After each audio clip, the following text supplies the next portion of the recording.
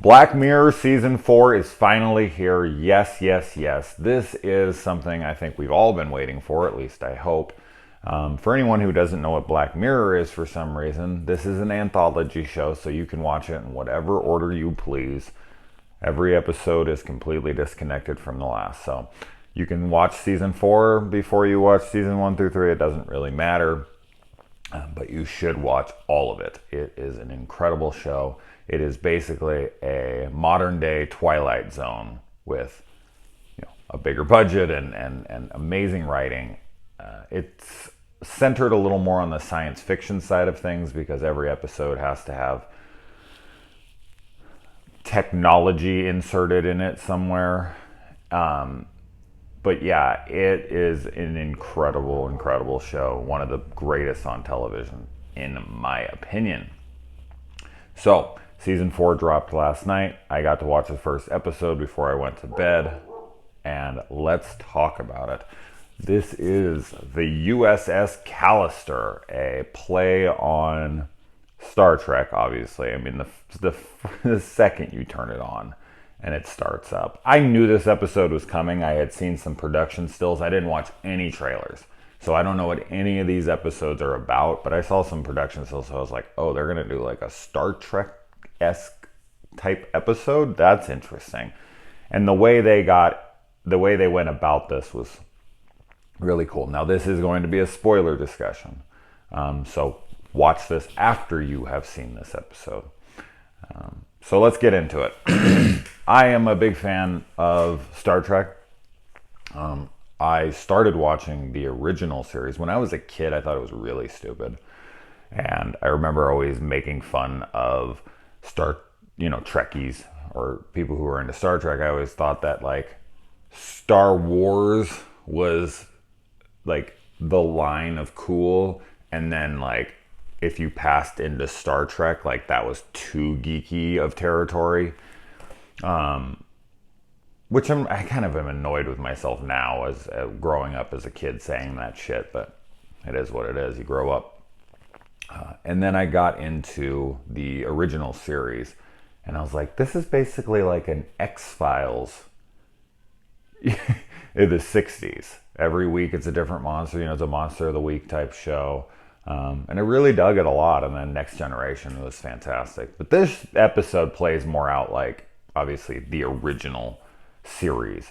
And I like that, in the beginning, the special effects are hokey and the acting is cheesy from everybody. But it isn't done just to parody Star Trek. It actually has a reason why the acting is so hammy and the dialogue is so bad. Because this guy is forcing these people to be these characters, and they're just giving him his fantasy. Like, that show has the cheesy acting, so they're going and giving him the performances that he wants. And plus, they're not really in it to give him the performances that you would expect from like a higher budget film or something where the acting is solid. Like, these people are being forced at gunpoint to do this, so they're not going to be giving it their all. Not at gunpoint, but obviously if you've seen this episode, you know how he is manipulating them. Yeah. So what I think is intriguing about this episode, especially in the beginning, because they make this main character here so sympathetic at first. They make you think like, oh, this poor guy. And while I do think he is, I do feel that way. Like, this guy, I feel bad for him. He ends up being a horrible, horrible person. To what extent, I'm guessing he does realize that these are carbon copies of them and that they have personalities and souls, and they can actually feel this pain that they're going through. So he's a terrible human being. I mean, he's basically like a serial killer with a computer.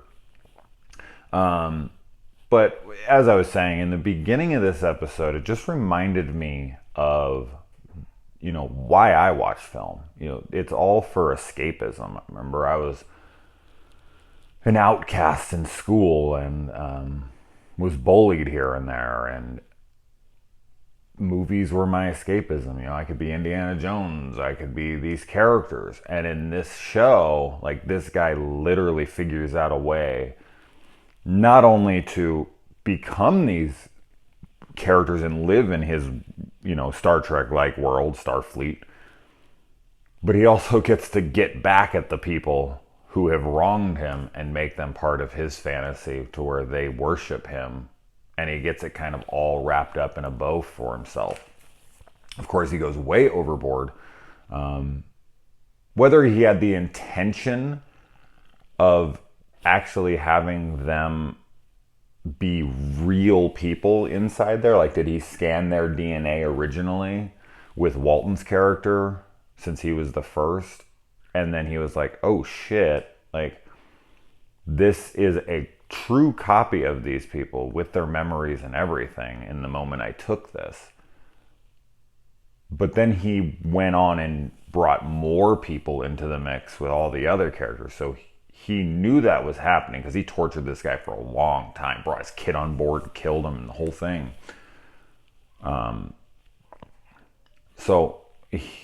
I don't know if his intention originally was to do this or if he just thought it would look like them or what. I don't know. There's some plot holes here for sure. We'll get into a couple of those, but anyway.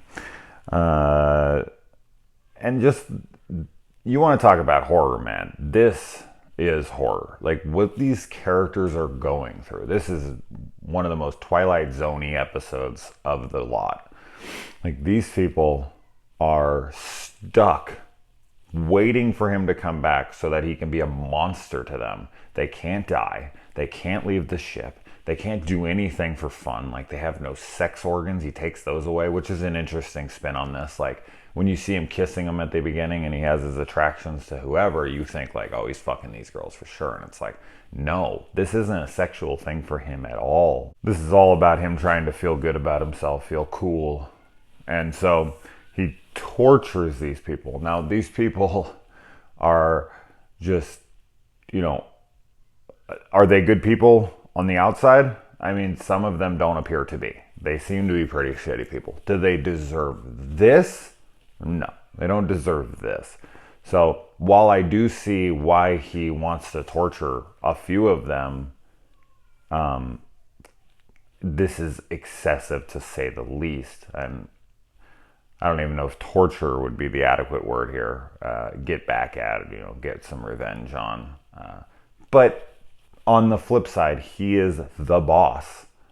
And he's just being, you know, a pansy about things. Like, come in there, wreck shop. That's not how he is, but he's letting them walk on him. Like, he could have been the boss. He could have put his foot down and demanded respect from everybody and be like, I'm not fucking writing this code. This is my company. I'm the genius here. Fuck you guys.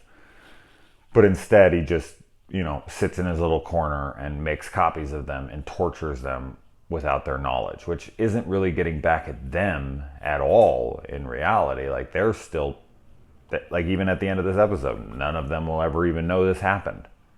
But yeah, so it's an interesting this is such a thought-provoking episode.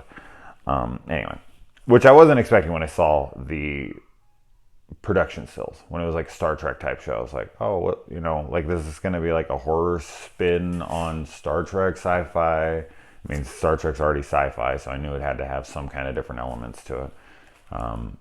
I wasn't expecting it to go this route, like the you know, virtual reality way, but I really like that it did, because I had no idea what this was going to be about. And the fact that he can, like, he turns that girl's face into nothing, like it looks like a mannequin head, and then she's just sitting there gasping for air, and he's like, I could keep you like this forever. Like, you won't die.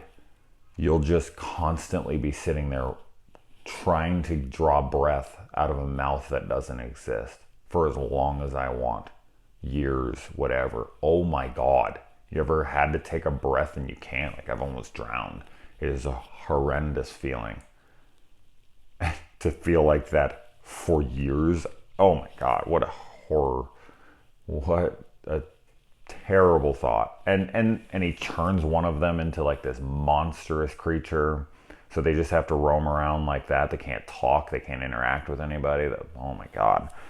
This guy was crazy. Anyway, the humor too.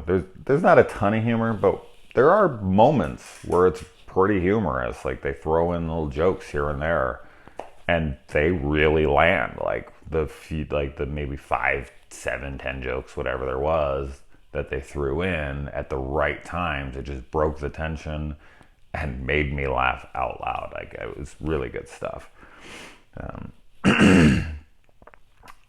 The idea that they, can contact people on the outside and only herself, and she knows her weaknesses of what she will fight for to get these pictures off the internet. I wish we would have saw those pictures, but that's the perverted side of me. But I like that. What else could they have done? So, I like that they turned the tables on him. And a lot of these type of episodes, like Twilight Zone, Black Mirror, a lot of them end poorly for the protagonists. And this one actually has a happy ending of sorts. So it was an interesting spin. I don't always need a happy ending, nor do I always need a grim ending. I just want it to be, up in the air. I don't want to watch a movie and be like, well, I know this is going to happen. Like, I want to be like, will it go well or will it not? And be tense the whole time and like, oh, wow, they got out of it. All right. Or like, oh, fuck, they didn't make it. Shit, not this time. So Black Mirror has a lot of grim endings. So I was expecting them not to make it out of the black hole. I was expecting them not, because that's how a lot of these end. And when it doesn't, and he's the one stuck out in space and they're free in this whole new infinity world, a universe that they can go travel around. It's exciting. I mean, they kind of got like the golden ticket there, that they get to go really live it. Now, are they killable at this point because they got their genitals back and they got their bodies back, and he's not there to play God anymore? So those, like that kid wanted to blow them out of the sky because he wanted them to blow him or fight him. Like, how many more dickheads are they going to interact with in like that, who are just going to think this is a game, kill them for fun, and then they're dead? So I was kind of like, oh man, you got to watch out there, because this is like a lawless land where no one's going to be protecting you because nobody gives a shit. This is just a video game and you're real people in it. There's so many video games that I play where I'm like, oh my God, if I was in this for like a second, I'd be dead, and that'd be that. There's no resets in their world. So I thought that was a happy ending, and then when I thought about it, I was kind of scared. And they end up killing him, I guess he looked dead at the end, and he was just kind of like maybe in a coma, and he was in that thing. I mean, eventually people will come and find him, so we'll take him out of there. I don't think that was their intention, because they got through the black hole, and I guess they were like, oh, he's stuck now. I don't know. As I said, I don't think that was their intention. So to sit there and be like, well, he could have just went and got all their DNA again and done this to other. I mean, it's not them, but they went and they got the DNA, and it's like, he can get the kid's DNA again. Like, that's not really saving anything. Like, oh, we can't, like, we got to make sure the girl comes over and gets our DNA and the kid's DNA and this and that. And it's like, that kid still exists. Like, just invite the kid to work again and get his DNA again, and grab your friend's DNA again. So unless their intention was to kill him or catch him and stick him in there forever, their plan kind of didn't make any sense. But maybe it was just those versions, because they seem to have the memories up until the point the DNA got there, which, that's not how DNA works, but whatever, it doesn't matter. Or maybe it does, we don't know. But yeah. And then, other little questions is like, how did Walt die when they're not allowed to die? So like, they've been trying to kill themselves. He's smashing his head all the time, and then he goes down there to fix the thing, and he puts it on, and it like burns him up. And it's like, does he have to create him again? Like, why couldn't he have killed himself before? Would it wipe out his memory? Why wasn't he back when the thing went through the wormhole. Like, the other two characters were back. The black chick and then the dude who was playing the villain were back. So where was he, and how did he die when he's not supposed to be able to? And why hadn't he killed himself before if he could? These are weird questions. And another big question, if this is the name, I think this was the name. Where's Janet? If the other two characters, the black chick who's like basically a Hura, and the villain who looks like freaking Khan from Wrath of Khan, if they came back and they weren't on the ship, then where's Janet, the other monster who was like, oh, that was a chick who used to work with us and she turned him into a monster. So I was like, I was expecting her to come through the door, and I was like, where's Janet? Did they not throw her in because we never saw her face, so we wouldn't know who she was? Couldn't she have just been one of the chicks in the office? I thought that was odd that they just left her out. But yeah, I mean, their plan had some glaring holes in it to me, but it's fine. I fully enjoyed this episode. I like that they got back on him. I like that he's stuck in there. I like the thoughts that this episode provoked in me. I just can't believe I can talk this much about one episode. What a great show. I'm looking forward to the next episode so much. I'm going to go try to watch some of that right now before work. All right, guys. Let me know what you thought about this episode. I'm definitely looking forward to hearing all of what you guys have to say. All right.